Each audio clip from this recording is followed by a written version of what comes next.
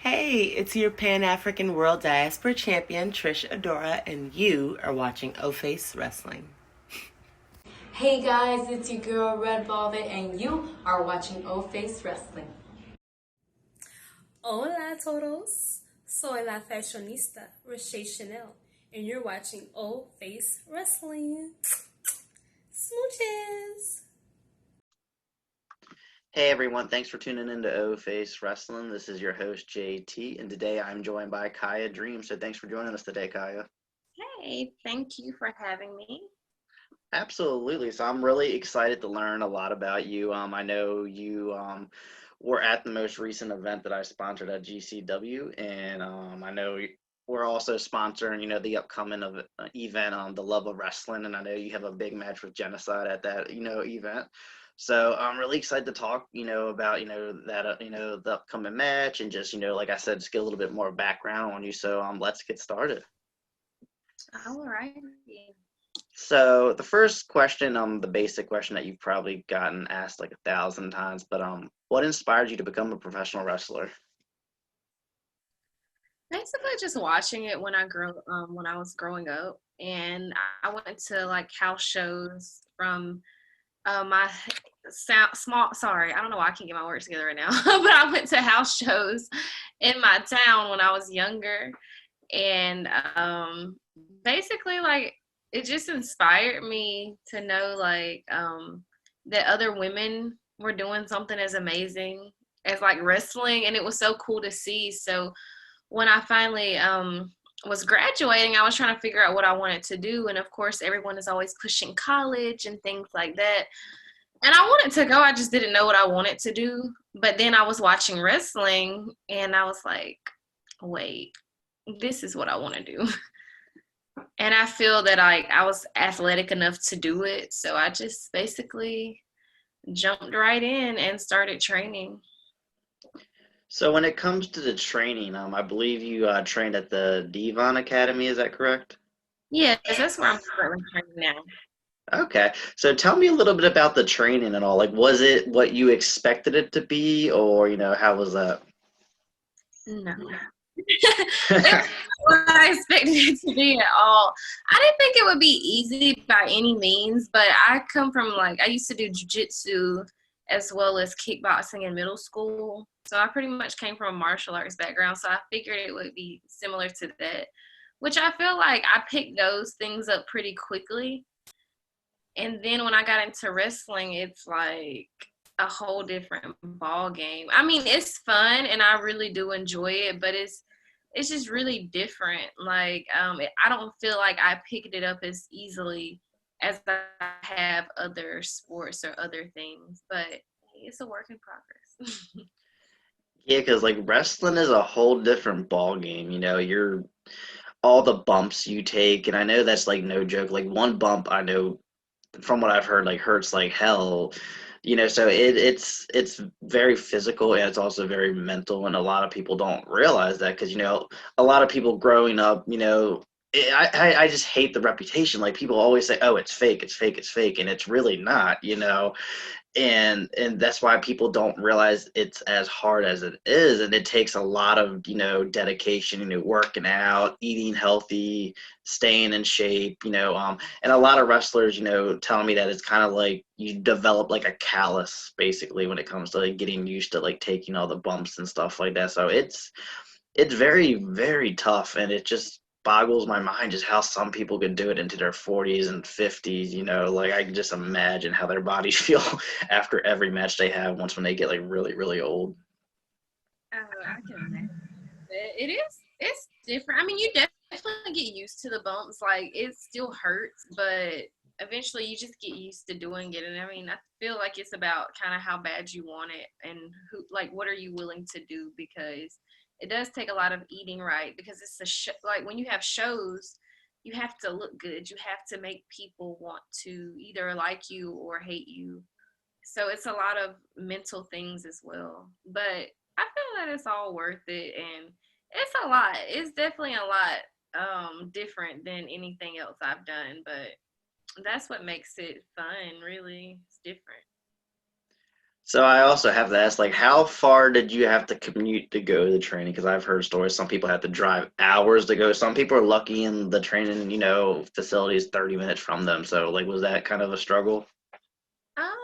When I first started training, I was 18 and I was trained in Georgia first because that's where I'm from. So that was a long way for me. Because I lived in Atlanta at the time and my training was in Jackson, Georgia. So I trained, it's called Good Brothers Dojo.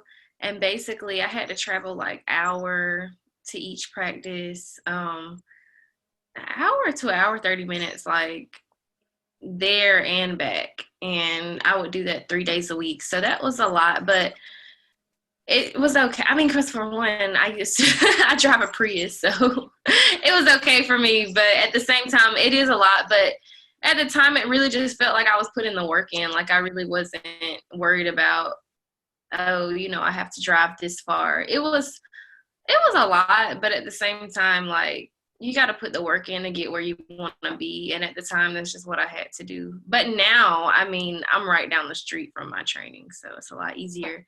Since I've been in Orlando, I haven't really had that issue. That seems extremely convenient. You don't have to go too far to get to the training facility. So I want to ask, because I've actually never asked any wrestlers this question. So when it comes to like training and all, does every school have some kind of like graduation kind of thing, or like how does it work for them to say, "Hey, you're good"? Basically, I've never been to a school where there's a graduation. I'm sure there are some that do that, but the ones I've been to, it's not like that. It's kind of just like you go, and I think being like a woman, schools that put me out there a lot of the time. I'm not gonna say before I was ready because I feel like you're never truly ready, and the best way to learn is by doing. But um, I don't think I think they just kind of tell you like in the beginning I managed a lot because I wasn't really ready for the wrestling part. So I did that a lot to kind of just get used to being in a crowd. And then the second school I trained more because I still wasn't quite ready. And then they just one day just put me in a show and we practiced and just did it from there. And that's just kind of how I got cleared, I guess you would say. But pretty much they just kind of put you out there, from my experience anyways.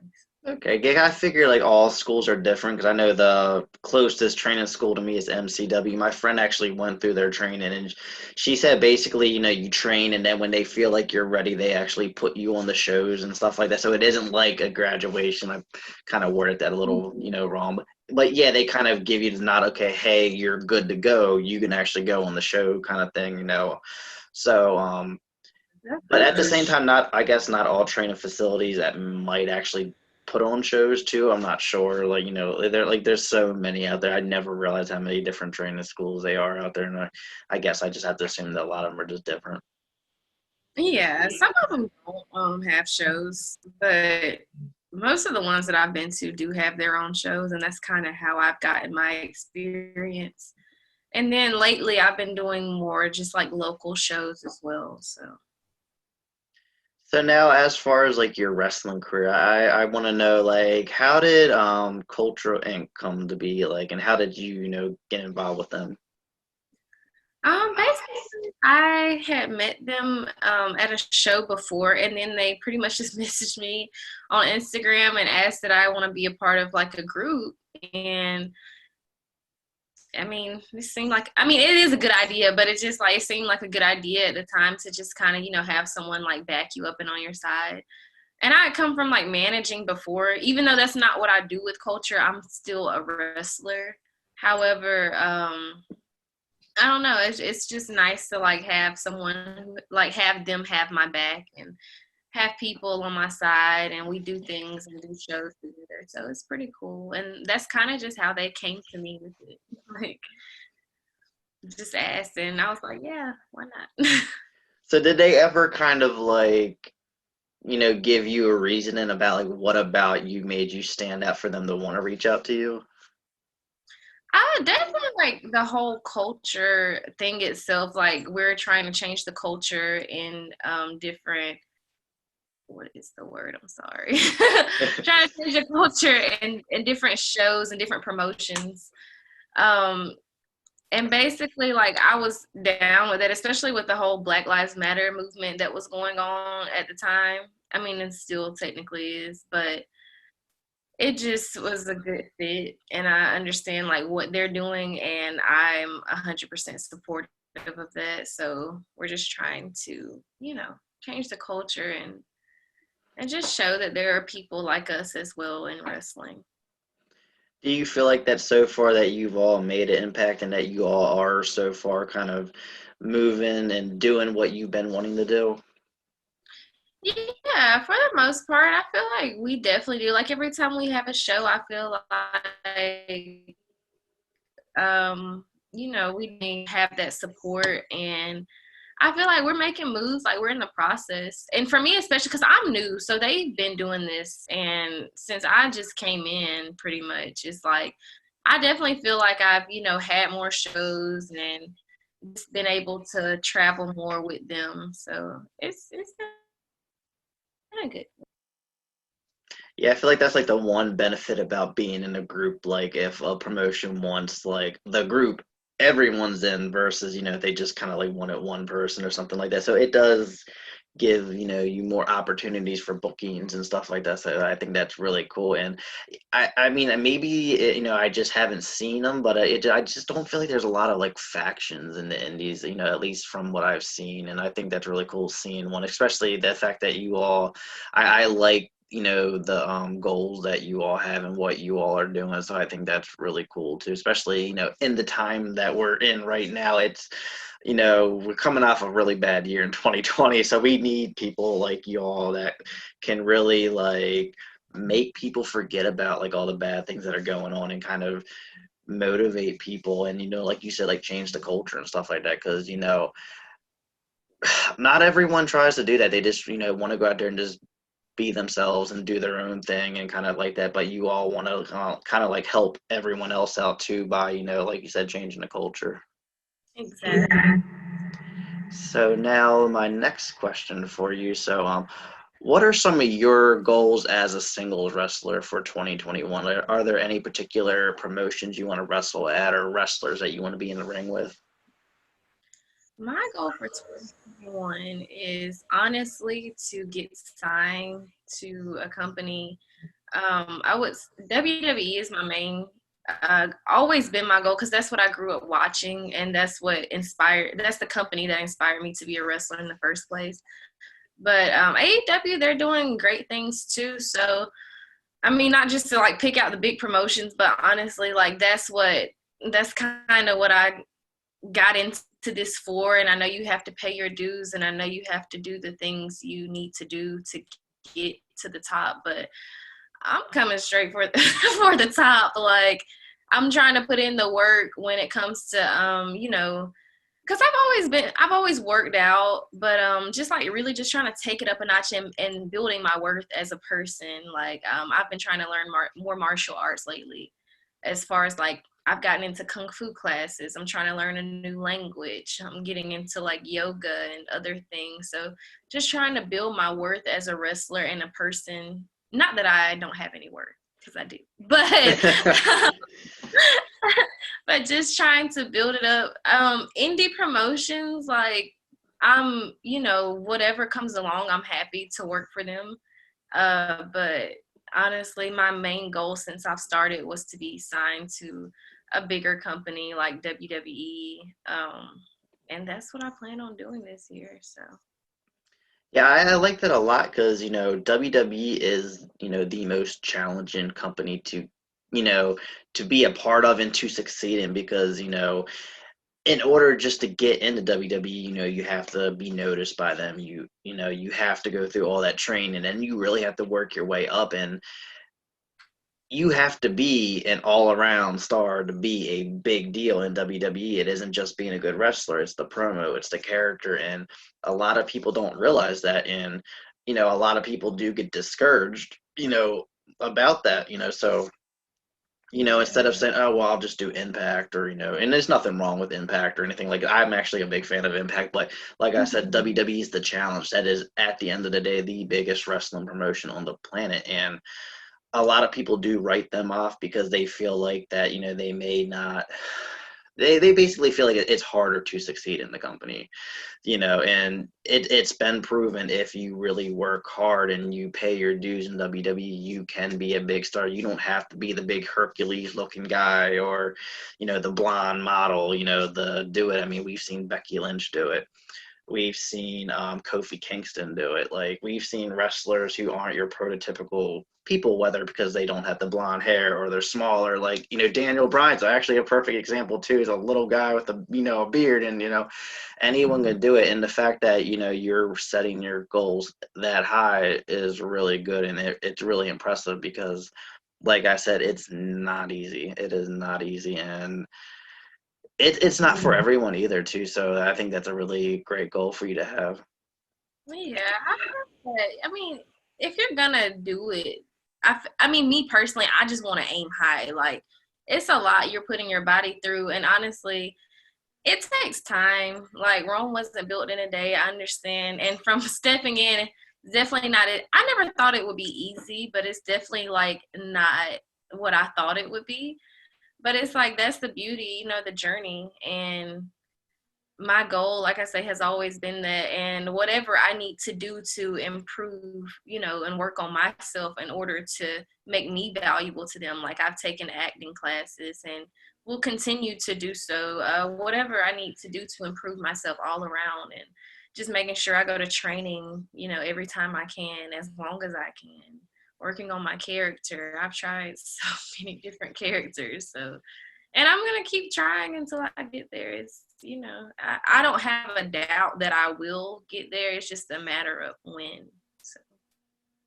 Exactly, and I feel like, things happen when they're meant to happen, and WWE has been, signing a lot of women from the indies within recent years. Actually, of the day of this recording, they just signed 3 women from the indies, Lacey Ryan, I think Elena Black, and I forgot the other girl, but these are all women that I've heard of before, and now look at them, they're going to be in NXT soon. So it's like the opportunities are there. Like you said, just got to make yourself known and make them feel like they have to sign you. Exactly. And that's not an easy thing. I mean, it takes time, especially in wrestling. It's different than other sports where it's like, you're good. I won't say if you're good, you're good.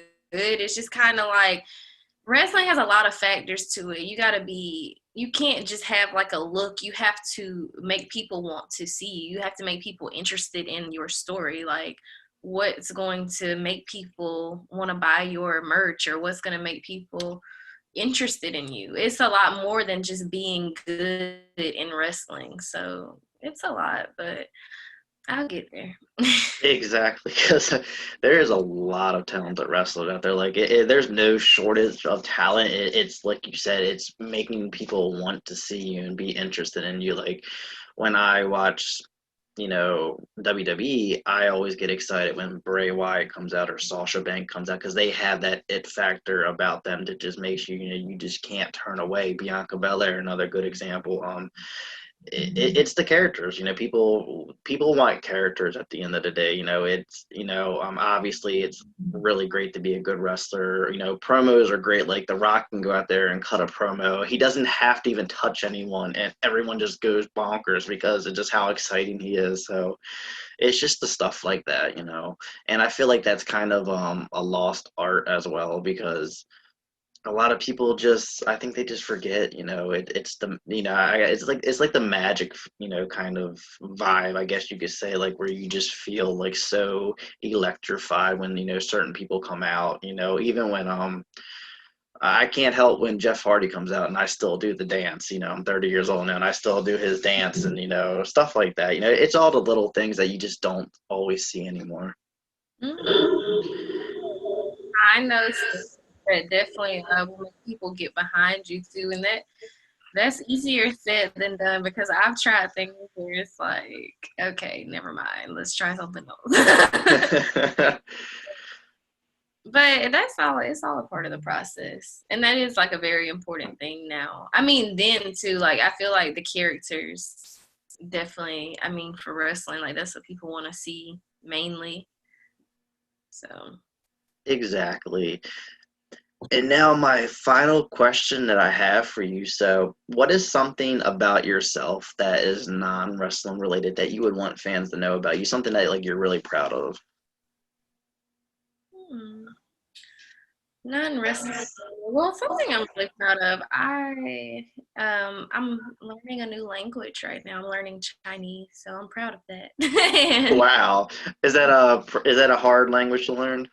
Yes, because I know a little Spanish from working. Like, I've worked in Mexican restaurants, and I've just been around like a lot of Hispanic people, so I've heard it a lot. Like my dad's ex-wife, she's from Mexico, so we were around that a lot, and I feel like it was just a lot easier to pick up. I don't know, is it because I was younger, or just because I was around it a lot, but I've only been like really since the year started, since I've like picked it up, but I do know how to say I can speak a little Mandarin, so it's Wahushua Idiar Potohua. Wow, I'm impressed because learning a new language isn't hard, and it's like I've been wanting to learn Spanish for since I was in high school. I literally took it for 4 years, and I barely learned anything. I've learned more from my job because I've been doing warehouse work for years, and a lot of the people work there are Spanish, and they actually are always trying to teach you. Like they'll point at something and they'll say what it is in English and then they'll say what it is in Spanish for you. So it's like I've learned more just working with, my Spanish coworkers. And I think it's cool learning a new language. I feel like, because I know some countries it's kind of mandatory. Um, I think it's more like all around. I love traveling, so if I go to China one day, I want to know like what's going on. And it is better when you have people that speak it around you. It's a lot easier because it's like you can hear the tones and you can hear, when they're joking or when they're serious or like it's just different. But that, and then I'm learning kung fu as well as yoga, so getting my chi together, getting everything right. um but yeah, I feel like that's something interesting. I guess I would want people to know if they were interested. yeah, I think that's interesting. I mean, Kung Fu's pretty cool. I watched a lot of, like Jackie Chan and Bruce Lee movies growing up, so I think that's pretty badass. I know that's definitely not easy to learn, I'll say that. No, I mean, like I say, I really just started some of this stuff since the year started, but it's definitely different. And I just, growing up, kind of doing martial arts, like this is different because I feel like even though Kung Fu does teach you how to fight, it's more like the looks of it are really interesting. So I want to learn to put this in my wrestling as well, which I think will be just, really cool. Yeah, I Yeah. feel like you can kind of like make it a potential character down the road, like kind of like have a kung fu kind of vibe to your repertoire, and it allows you to do more in the wrestling as well, basically. Because we've seen wrestlers, do stuff like that too, like what's his name? From Robin. he was Tenzai, but I forgot his original name before that. It might have been Prince Albert. I think that was his name. Maybe. I know I've watched like a lot of Rob Van Dam, and I've seen like how he puts his martial arts in there, which is pretty cool. I have noticed that. Yeah, because I mean, I like stuff like that. I just want to make myself different as well. So it's like I just try to, since, when I have time, like I want to just add on to my skill set. It's only going to make me better as a wrestler and person in general. So I feel like there's so much information these days. Like, why not learn everything you can? Exactly. Like, what can't you learn on the internet? Like, there's so much information on there, so it's like, why not take advantage of it? Exactly. Sometimes I think I take on a little bit too much, but right now I'm trying to just keep it all together. But exactly, I just feel like, yeah, there's so much stuff on Google, on the internet, on YouTube. Like, this is the information age, and it's like, why not take advantage of that? I understand like some people don't have time or they may have kids and it's a little bit harder, but hey, it's Yeah, there. absolutely. That's why you take advantage of it before you have kids. That's actually like why I even started my podcast, because it's been something I've been thinking about for years. And then I was like, you know what? Because I left the job that I was working like crazy overtime all the time. So like I got all this free time. Let me try to do this, and it it originally started from me wanting to do like streaming video games and turn it into a podcast. So it's kind of crazy how that happened. But yeah, like take advantage of the time that you have while you have it, because you might not have it down the road. Exactly. So yes. But Kai, I just have to thank you so much for allowing me to feature you on the show. This was definitely a very enjoyable interview, and I've been wanting you on the show for a while since it was one of the events that I contacted. I'm trying to think. I saw you on one of the GCW events, and that's when I originally reached out to you. So I'm just really excited to finally have you on the show. Yeah, I'm excited to be on here, and I appreciate you. Absolutely. So, do you want to let the listeners know where to find you on social media? Oh yes. Really, I don't use Twitter much, but I use Instagram. So my Instagram is Kiah Dream, which is KIAH Dream. And then Twitter is the same thing, even though I don't really post much on Twitter. But those are pretty much the only two I use. All right, and I'll have those links in the bio for both your Twitter and Instagram, and then make sure you all give us a sub on YouTube, follow us on Facebook, Twitter, Instagram. Thank you all for listening, and thank you so much again, Kaya, for joining us today on OFace Wrestling. Thank you. Bye, everyone.